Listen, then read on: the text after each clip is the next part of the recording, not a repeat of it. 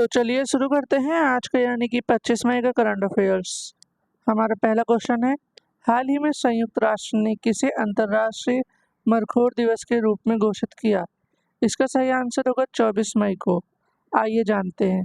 संयुक्त राष्ट्र महासभा ने 24 मई को अंतर्राष्ट्रीय मरखोर दिवस के रूप में घोषित किया।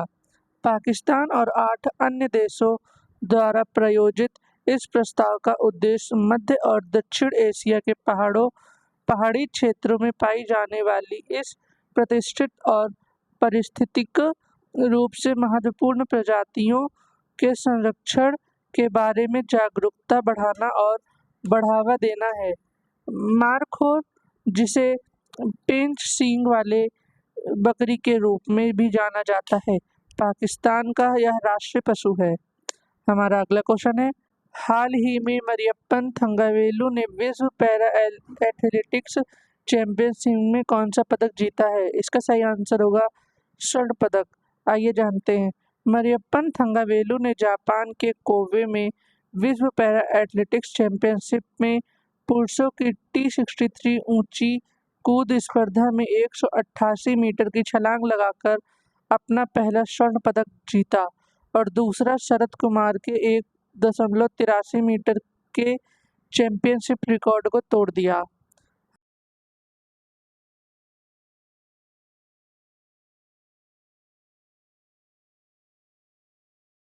अब इसी के साथ हमारे क्वेश्चन आंसर्स खत्म होते हैं। अब हम लोग जानेंगे करंट अफेयर्स को और भी डिटेल में, तो चलिए शुरू करते हैं। हमारा पहला करंट अफेयर बन रहा है अपॉइंटमेंट से, तो चलिए जानेंगे। जस्टिस आर माधवन ने मद्रास हाईकोर्ट में पदभार संभाला। 24 मई को जस्टिस आर माधवन ने मद्रास हाईकोर्ट में कार्यवाहक मुख्य न्यायाधीश के रूप में कार्यभार संभाल लिया। उन्होंने चीफ जस्टिस संजय बी गंगापोरवाल की जगह ली, जो 23 मई को रिटायर्ड हुए। आइए हम लोग थोड़ा इसको डिटेल में जानते हैं। केंद्र सरकार ने 22 मई को अधिसूचना जारी कर जस्टिस आर माधवन की नियुक्ति की घोषणा की थी। 2013 में माधवन को मद्रास हाईकोर्ट के जस्टिस के तौर पर नियुक्त किया गया था। आर माधवन ने जस्टिस रहते हुए लगभग 9000 केसों का निपटारा किया। वह तमिलनाडु सरकार के लिए एडिशनल गवर्नमेंट लॉयर के रूप में काम कर चुके हैं। उन्होंने मद्रास लॉ कॉलेज से कानून से ग्रेजुएशन की डिग्री हासिल की। हमारा अगला करंट अफेयर है, कमल किशोर ने यूनाइटेड नेशंस में SRSG पर पद संभाला। 23 मई को United Nations office for disaster risk reduction के मुताबिक भारतीय अधिकारी कमल किशोर ने special representative of the secretary general का कार्यभार संभाला। वह यूनाइटेड नेशंस महासचिव एंटोनियो गुटेरेस के विशेष प्रतिनिधि के रूप में काम करेंगे। आइए हम लोग डिटेल में जानते हैं।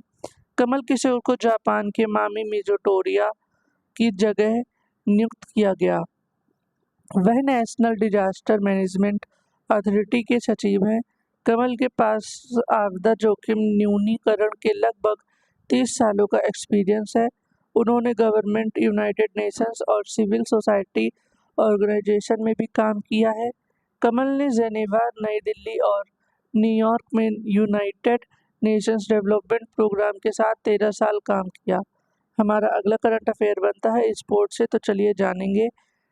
ICC ने शाहिद अफरीदी को ब्रांड एम्बेसडर बनाया।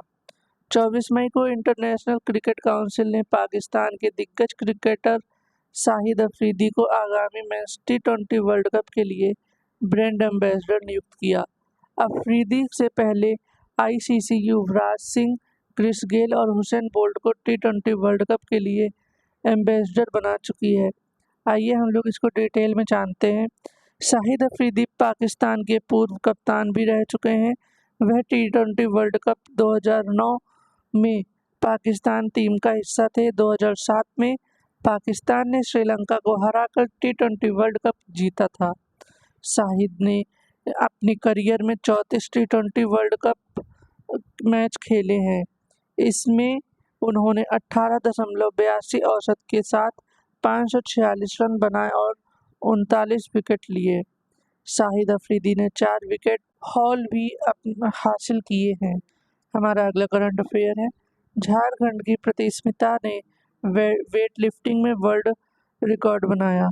23 मई को स्पोर्ट्स एसोसिएशन ऑफ इंडिया के मुताबिक साउथ अमेरिका के पेरू में world youth weight lifting championship 2024 भारतीय वेट लिफ्टर ने गोल्ड मेडल्स जीते। 15 साल की स्टार वेट लिफ्टर प्रतिस्मिता भोई ने 40 किलोग्राम महिला वेट लिफ्टिंग में गोल्ड मेडल जीता। आइए हम लोग डिटेल में जानते हैं। प्रतिस्मिता भोई ने क्लीन एंड जर्क में 76 किलोग्राम वेट कैटेगरी उठाकर रिकॉर्ड बनाया। स्नैच वेट लिफ्टिंग में प्रतिस्मिता ने 57 किलोग्राम वेट उठाया। जोसिना सावर ने स्नैच में 56 किलोग्राम और 69 किलोग्राम वेट उठाकर सिल्वर मेडल जीता। पायल ने 45 किलोग्राम महिला वर्ग में भारत के लिए सिल्वर मेडल हासिल किया। पुरुषों में 49 किलोग्राम कैटेगरी में बाबूलाल हेम्ब्रोम ने कुल 193 किलोग्राम उठाकर ब्रॉन्ज जीता। हमारा अगला करंट अफेयर बनता है अवार्ड से, तो चलिए जानेंगे। कांस फिल्म फेस्टिवल में मैसूर के फिल्म मेकर को अवार्ड मिला। 23 मई को 77वें कांस फिल्म फेस्टिवल के मैसूर के film maker Chidanand S Naik की film sunflowers were the first ones to know कार्लोस सिनेफ फर्स्ट प्राइज दिया गया। इस फिल्म को film maker Chidanand S Nayak ने पुणे में film and television institute of India के टीवी विंग ने 1 साल की पढ़ाई के बाद बनाया था। आइए हम लोग इसको डिटेल में जानते हैं। ये फिल्म कन्नड़ लोक तथा कथा पर आधारित है, जो ऐसी बुजुर्ग महिला के बारे में है जो मुर्गियों चुराती है। बुजुर्ग महिला की गलतियों की सजा उसके बेटे को मिलती है, जिसका गांव में उठना बैठना बंद करवा दिया जाता है। इस कैटेगरी में भारत की मानसी महेश्वरी ने एनिमेशन फिल्म बनीहुड ने तीसरा पुरस्कार हासिल किया। उत्तर प्रदेश के मेरठ में जन्मी मानसी ने NIFT से पढ़ाई करने के बाद यूके के national film and television school से पढ़ाई की थी। पढ़ाई के दौरान ही मानसी ने एनिमेटेड फिल्म बनीहुड बनाई थी। दूसरे स्थान पर कोलंबिया यूनिवर्सिटी के डायरेक्टर्स SR सेगालोविच की film out of the window through the wall और ग्रीक की यूनिवर्सिटी एरिस्टोटल के स्टूडेंट निकोस की film the cows she left behind रही। कांस फिल्म फेस्टिवल की तरफ से मैसूर से लॉस सिनेफ कैटेगरी के विजेता रहे चिदानंद को 15,000 यूरो यानी कि 13,88,000 रुपये दिए गए। दूसरे स्थान पर रही SR से और निकोल को 11,250 यूरो यानी कि 10 लाख रुपए मिले। तीसरे स्थान पर रही मानसी माहेश्वरी को 7,500 यूरो यानी कि 6,74,000 दिए गए। सभी फिल्मों की स्क्रीनिंग 3 जून को सिनेमा डू पैथियन और 4 जून MK2 क्वाई में दे सियन में होगी। इसी के साथ हमारे आज के करंट अफेयर खत्म होते हैं।